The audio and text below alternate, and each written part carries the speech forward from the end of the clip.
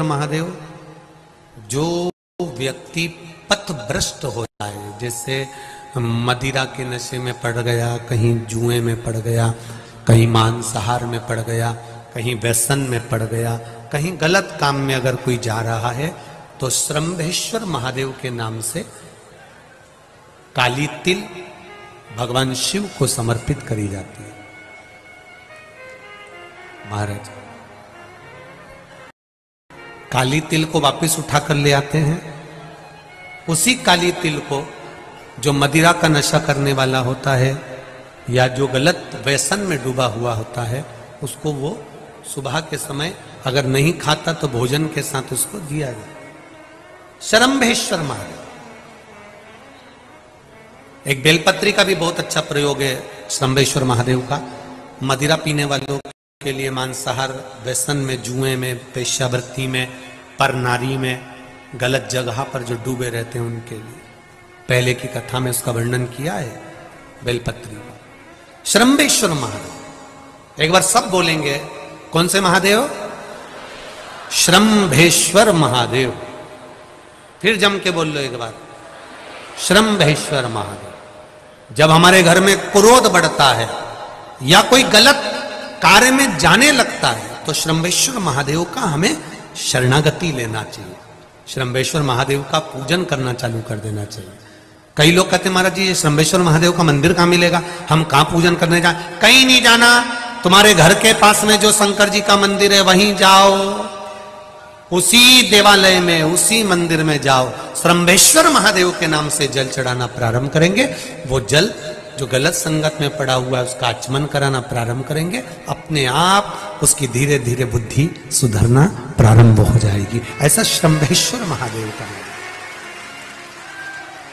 कुछ स्थान हमारे यहाँ पर बड़े सुंदर सुंदर स्थान निश्चित किए गए हैं। जैसे कैंसर आदि के मरीज के लिए हम लोग पहले भी कहते हैं कि त्रिजुगी नारायण का जल बड़ा महत्व रखता है।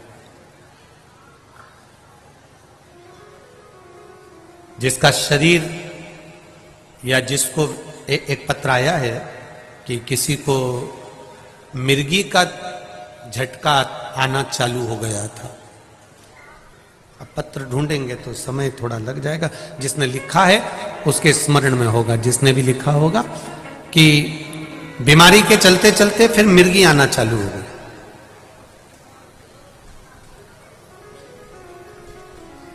जिसने भी लिखा है वो दोनों हाथ एक बार हिला देना। जिसके लिए भी लिखा हुआ वो इतना ध्यान नहीं आ रहा। तो उनको मिर्गी का झटका आना प्रारंभ हुआ। अब मिर्गी का झटका आना प्रारंभ हुआ, कई महीने निकल गए, मिर्गी के झटके बंद नहीं हो रहे।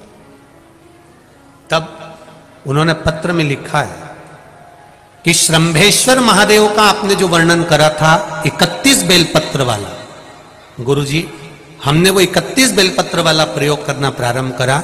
और उन्होंने पत्र में लिखा है कि मिर्गी के झटके भी बाबा की कृपा से ठीक हो गए हैं। अब कोई झटके उनको आने। श्रंभेश्वर महादेव का जो वर्णन है, श्रंभेश्वर महादेव का जो गुणगान है, ये कोई साधारण नहीं है। शिव महापुराण में भागवत के प्रहलाद चरित्र को लाकर रखा गया है केवल श्रंभेश्वर महादेव के प्रागट्य के लिए। ऐसा श्रंभेश्वर महादेव का गुण। एक बार फिर आप लोग भूल ना जाओ, उसके लिए एक बार फिर से बोल लो, कौन से महादेव? श्रंभेश्वर महादेव। ये श्रंभेश्वर महादेव जैसे कुंदकेश्वर महादेव। कुंदकेश्वर महादेव का क्या काम है? माता पार्वती ने विदल उत्पल को मारने के लिए जो कुंदुक फेंका था, वो कुंदुक भगवान शंकर के पांव में जाकर गिरा था। तो शिव जी का नाम कुंदकेश्वर हो गया था।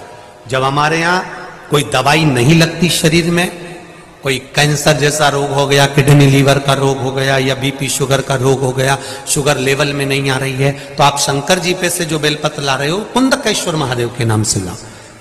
दवाई खाओ, डॉक्टर को दिखाओ, सारी जांचें कराओ, डॉक्टर के अनुसार चलो, डॉक्टर जैसा बताए वैसा करो।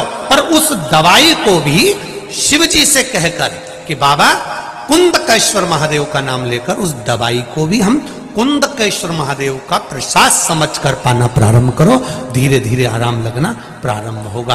कुंदकेश्वर महादेव रोग मुक्ति के लिए होते हैं और श्रंभेश्वर महादेव, बोलो बोलो जरा जम के, व्यसन की समाप्ति के लिए। शिष्यावृत्ति में, पर नारी में, गलत जगह पर जो डूबे रहते हैं उनके लिए पहले की कथा में उसका वर्णन किया है बेलपत्री में। श्रंभेश्वर महादेव, एक बार सब बोलेंगे, कौन से महादेव? श्रंभेश्वर महादेव।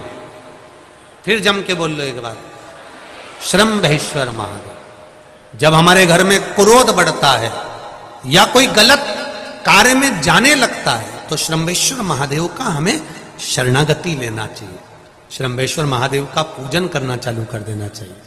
कई लोग कहते हैं महाराज जी ये श्रंभेश्वर महादेव का मंदिर कहां मिलेगा, हम कहां पूजन करने जाए? कहीं नहीं जाना, तुम्हारे घर के पास में जो शंकर जी का मंदिर है वहीं जाओ, उसी देवालय में, उसी मंदिर में जाओ, श्रंभेश्वर महादेव के नाम से जल चढ़ाना प्रारंभ करेंगे। वो जल जो गलत संगत में पड़ा हुआ है उसका आचमन कराना प्रारंभ करेंगे, अपने आप उसकी धीरे धीरे बुद्धि सुधरना प्रारंभ हो जाएगी। ऐसा श्रंभेश्वर महादेव का है। कुछ स्थान हमारे यहां पर बड़े सुंदर सुंदर स्थान निश्चित किए गए हैं, जैसे कैंसर आदि के मरीज के लिए हम लोग पहले भी कहते हैं कि त्रिजुगी नारायण का जल बड़ा महत्व रखता है।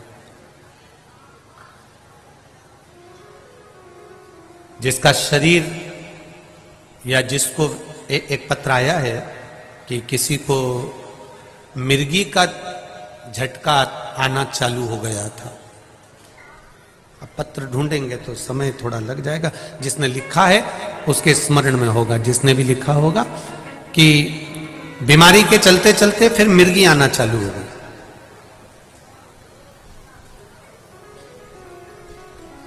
जिसने भी लिखा है वो दोनों हाथ एक बार हिला देना, जिसके लिए भी लिखा हुआ वो इतना ध्यान नहीं आ रहा। तो उनको मिर्गी का झटका आना प्रारंभ हुआ। अब मिर्गी का झटका आना प्रारंभ हुआ, कई महीने निकल गए, मिर्गी के झटके बंद नहीं हुए।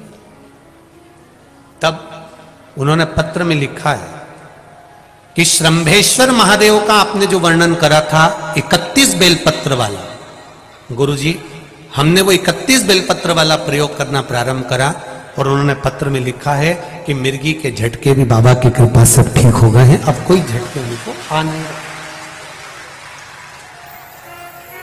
श्रंभेश्वर महादेव का जो वर्णन है, श्रंभेश्वर महादेव का जो गुणगान है, ये कोई साधारण नहीं है।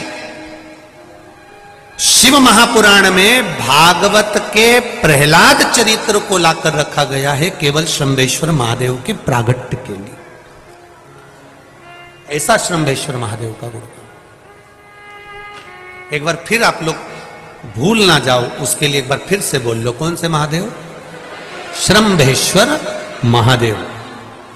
ये श्रंभेश्वर महादेव जैसे कुंदकेश्वर महादेव, कुंदकेश्वर महादेव का क्या काम है? माता पार्वती ने बिदल उत्पल को मारने के लिए जो कुंदुक फेंका था, वो कुंदुक भगवान शंकर के पांव में जाकर गिरा था, तो शिव जी का नाम कुंदकेश्वर हो।